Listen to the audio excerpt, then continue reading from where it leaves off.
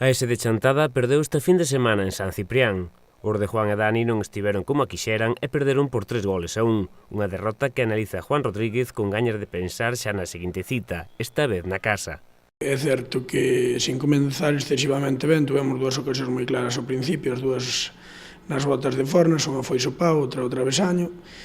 Si ben é certo que marcar un gol pudo haber cambiado o partido, a realidade é que fixemos un dos peores partidos da temporada, seguramente o peor xunto co do Taboada na casa, no momento menos adecuado. É verdad que eles sabíamos as súas fortalezas, que eran as transicións rápidas e o balón parado, e dese xeito chegaron os 3 goles deles, adiantáronse no minuto 20 e pico, a primeira vez que xa chegaron a nosa área, nunha boa finalización,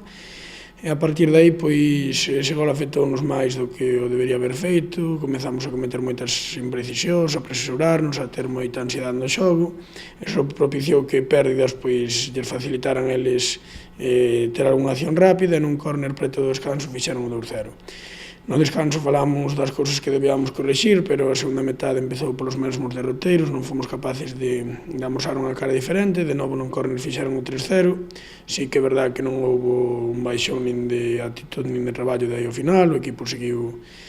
traballando ata os últimos minutos, incluso por medio de Javi conseguimos o 3-1 e ter outra ocasión no tempo engaído, pero bueno, non foi suficiente, creo que a derrota foi xusta. Agora traballan para pasar páxina e recuperar eses 3 puntos, algo que pode vir ben dado nas dúas próximas xornadas que incluen partido aprazado ante a Sarriana.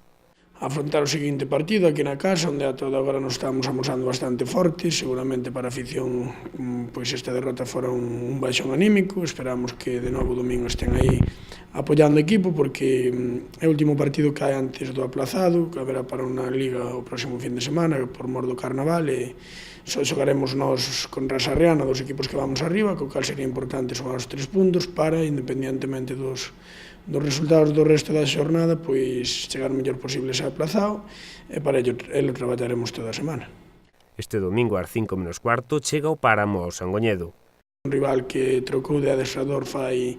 mes e medio, 2 meses, e que lle veu positivamente, cando menos a nivel de resultados, a dinámica de resultados do equipo está sendo boa, xa foi un equipo contra o que empatamos na ida, que nos puxo as cosas moi difíciles, con